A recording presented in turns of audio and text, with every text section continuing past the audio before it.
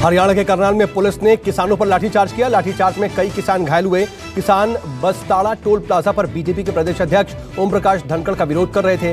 इस दौरान किसानों ने नारेबाजी की, काले झंडे दिखाए और गाड़ी पर झंडे बरसाए।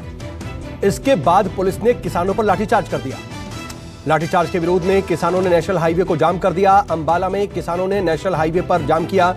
अमृतसर दिल्ली नेशनल हाईवे पर किसान जमा हो गए। हाईवे पर लगी वाहनों की कतारें। पुलिस ने आनंद फानंद में रूट डाइवर्ट किया। हरियाणा के यमुनानगर और पानीपत में भी किसानों ने नेशनल हाईवे जाम कर दिया है। करनाल में किसानों पर हुए लाठीचार्ज के विरोध में किसानों ने हाईवे जाम किया। सरकार के खिलाफ नारेबाजी करते हुए किसान सड़क पर बैठे। मौके पर भारी पुलिस बल मौजूद। किसान नेता राकेश टिकैत ने किसानों की पिटाई का वीडियो ट्वीट किया है। राकेश टिकैत ने कहा, किसानों को बुरी तरह से पीटा गया। 5 सितंबर मुजफ्फरनगर में होने वाली महापंचायत से ध्यान भटकाने के लिए सरकार षड्यंत्र रच रही है। देश भर के किसान पूर्व रूप से ही तैयार हैं। किसानों पर लाठीचार्ज को लेकर के रणदीप सुरजेवाला ने ट्वीट करके खट्टर सरकार को घेरा। कहा, खट्टर साहेब, आज करनाल में हर हरियाणवी की आत्मा पर लाठी बरसाई गई है। सड़कों पर बहते किसानों के शरीर से रिश्ते खून के आने वाली तमाम नस्लें याद रखेंगी। सुरजेवाला बोले, याचना नहीं अब रण होगा, जीवन जय या मरण होगा। अमेरिका ने काबुल हमले का बदला लिया। आईएसआईएस के ठिकानों पर ड्रोन से हवाई हमला करके धमाके के मास्टरमाइंड को ढेर किया। अमेरिका ने यह हमला नागरहार प्रांत में किए और जानकारी के मुताबिक नागरहार के लोगों ने देर रात धमाके की कई आवाजें सुनने का दावा किया।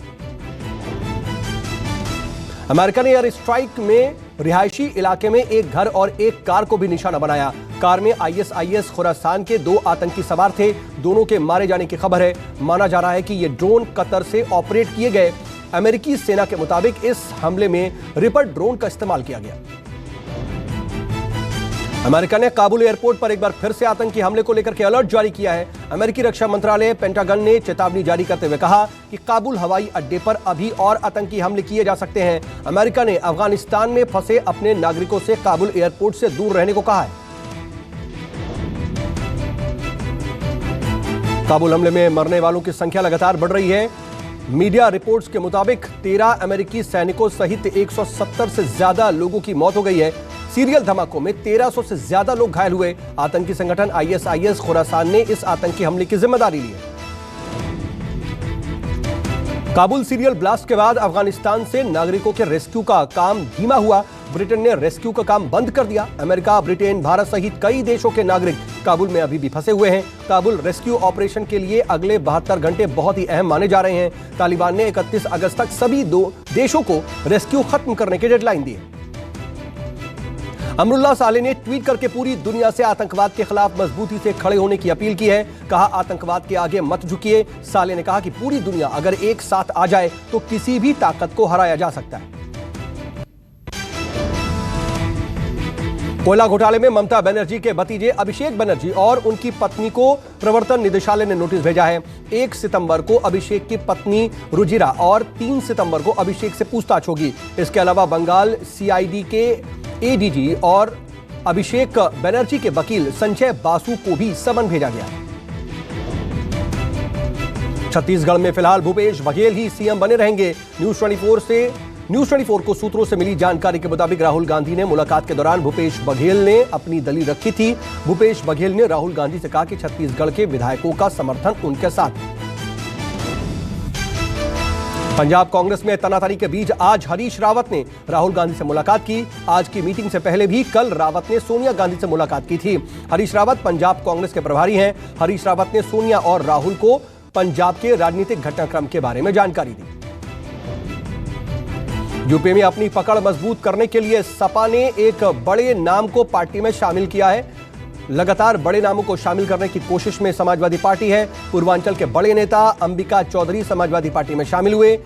मुख्तार अंसारी के बड़े भाई ने भी समाजवादी पार्टी का दामन थाम लिया है और सिबतुल्लाह अपने समर्थकों के साथ सपा में शामिल हुए। समाजवादी पार्टी ज्वाइन करने के बाद भावुक हुए अंबिका चौधरी। कहा, सपा ज्वाइन करना मेरे लिए पुनर्जन्म की तरह। अखिलेश यादव की सरकार में राजस्व मंत्री रह चुके अंबिका चौधरी की पार्टी में वापसी से पूर्वांचल में समाजवादी पार्टी को काफी फायदा मिलेगा। अंबिका चौधरी बोले 2022 में अखिलेश को ही सीएम बनाएंगे। यूपी विधानसभा के पहले एक्शन में बीजेपी यूपी में जनसंपर्क अभियान शुरू करेगी बीजेपी। सूत्रों के हवाले से खबर, यूपी की सभी 403 विधानसभा सीटों पर बड़े पैमाने पर चलाया जाएगा अभियान। जनसंपर्क अभियान के तहत हर वोटर तक पीएम मोदी और योगी की योजनाओं को पहुंचाने का लक्ष्य होगा। यूपी विधानसभा चुनाव के लिए आम आदमी पार्टी ने शुरू की तैयारी। आम आदमी पार्टी उत्तर प्रदेश के सभी शहरों में तिरंगा यात्रा निकालेगी। सांसद संजय सिंह की अगुवाई में लखनऊ से तिरंगा यात्रा की शुरुआत होगी। दिल्ली के उप मुख्यमंत्री मनीष सिसोदिया भी तिरंगा यात्रा में शामिल होंगे। आपने फिलहाल अयोध्या, आगरा, नोएडा के कार्यक्रम तय किए हैं। जनधन योजना के 7 साल पूरे हुए। पीएम मोदी ने कहा, जनधन योजना ने भारत के विकास की गति बदल दी। पीएम मोदी ने ट्वीट करके कहा, जनधन योजना ने अनगिनत भारतीयों का सशक्तिकरण सुनिश्चित किया है। जनधन योजना ने पारदर्शिता को मजबूत करने में भी मदद की है। पीएम जनधन योजना 2014 में शुरू की गई थी। यूपी दौरे पर गोरखपुर पहुंचे राष्ट्रपति रामनाथ कोविंद ने यूपी के पहले आयुष विश्वविद्यालय का शिलान्यास किया। रामनाथ कोविंद के साथ सीएम योगी आदित्यनाथ और राज्यपाल आनंदीबेन पटेल भी मौजूद रहे। इस दौरान राष्ट्रपति कोविंद ने कहा, कोरोना को रोकने के लिए आयुष ने अहम भूमिका निभाई है। अनंतनाग के बिजबिहारा में पीडीपी यूथ विंग ने प्रशासन के खिलाफ जबरदस्त प्रदर्शन किया। पीडीपी यूथ विंग का आरोप है कि कोरोना प्रोटोकॉल का बहाना करके पार्टी के यूथ कन्वेंशन को इजाजत नहीं दी गई, जबकि दूसरे दलों को ऐसी मीटिंग की इजाजत दी गई थी। महाराष्ट्र में कोरोना के बढ़ते संक्रमण को देखते हुए उद्धव सरकार का फैसला, अब महाराष्ट्र में विदेशों से आने वाले यात्रियों के लिए आरटी-पीसीआर नेगेटिव रिपोर्ट दिखानी जरूरी। दोनों डोज ले चुके यात्रियों के लिए भी आरटी-पीसीआर रिपोर्ट दिखाना जरूरी होगा। देश में एक बार फिर से बढ़ने लगा है कोरोना का संक्रमण। एक दिन में सामने आए 46,000 नए मरीज। आंकड़ों के मुताबिक एक दिन में 509 लोगों की मौत भी हुई। 31,000 से ज्यादा लोगों ने कोरोना को मात दी। देश में एक बार फिर बढ़ने लगे हैं कोरोना के एक्टिव मरीज। अब देश में 3,59,000 से ज्यादा सक्रिय मरीज हैं। देश में कोरोना वैक्सीन का रिकॉर्ड टूटा। स्वास्थ्य मंत्रालय के मुताबिक एक दिन में 1 करोड़ 3 लाख से ज्यादा टीके लगाए गए। पीएम मोदी ने ट्वीट करके वैक्सीन लगवाने और स्वास्थ्य कर्मियों को बधाई दी। स्वास्थ्य मंत्री मनसुख मंडाविया ने कहा, सबका साथ सबका विकास, सबका विश्वास, सबका प्रयास। दही हांडी को लेकर के केंद्रीय स्वास्थ्य मंत्रालय ने महाराष्ट्र को सलाह दी। कहा, ध्यान रहे कि दही हांडी में ज्यादा भीड़ इकट्ठी ना हो। एक बार फिर बढ़ते संक्रमण को लेकर के केंद्र ने महाराष्ट्र सरकार से कहा, गणपति महोत्सव और दही हांडी के बाद संक्रमण और बढ़ सकता है। आने वाले त्योहारों को लेकर के केंद्रीय गृह मंत्रालय ने सभी राज्यों को चिट्ठी लिखी है। जन्माष्टमी, गणेश चतुर्थी पर भीड़ कंट्रोल करने के लिए सख्त प्रतिबंध लगाने के निर्देश दिए हैं। कोरोना प्रोटोकॉल के तहत त्योहारों पर सोशल डिस्टेंसिंग और मास्क पहनने को लेकर के भी निर्देश जारी किए गए। कोरोना के चलते इस्कॉन का बड़ा फैसला। इस बार कृष्ण जन्माष्टमी पर इस्कॉन के सभी मंदिर बंद रहेंगे। जन्माष्टमी मनाने के लिए इस्कॉन के मंदिरों में बड़ी संख्या में देश विदेश से भक्त जुटते हैं। मध्य प्रदेश में भी 1 सितंबर से खुलेंगे स्कूल। 6 से 12 तक के स्कूल जाने वाले बच्चों को सख्त गाइडलाइन का पालन करना होगा। 50% छात्रों के साथ ही स्कूल खुलेंगे। असम के मंत्री चंद्रमोहन का अजीबोगरीब बयान। कहा, कोरोना को भगवान के कंप्यूटर ने बनाया। एक कार्यक्रम के दौरान चंद्रमोहन ने कहा कि कोरोना से कौन मरेगा, इसकी लिस्ट भी भगवान ने ही बनाई है। यूपी के मेरठ में एआईएमआईएम के पार्षद जुबैर अंसारी की दिन दहाड़े गोली मारकर के हत्या। जुबैर अंसारी को बाइक सवार हमलावरों ने घर के सामने ही गोली मारी और फरार हो गए।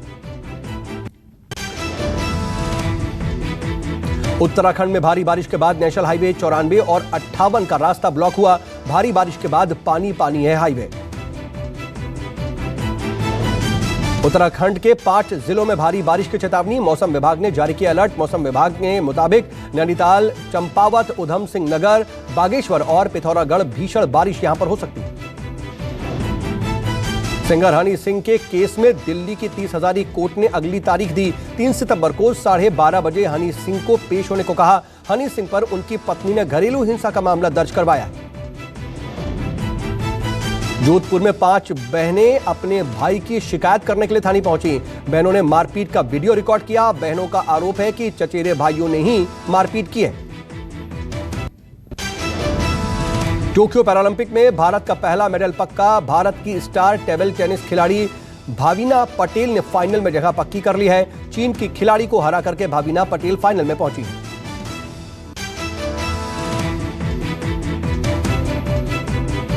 ओलंपिक के लिए पहला गोल्ड जीतने वाले नीरज चोपड़ा ने इस साल का अपना सफर छोटा किया। औपचारिक ट्वीट से घोषणा की। नीरज चोपड़ा ने ट्वीट करके कहा, व्यस्त यात्रा कार्यक्रम को चलते टोक्यो से वापसी करने के बाद मैं ट्रेनिंग नहीं शुरू कर सका हूं।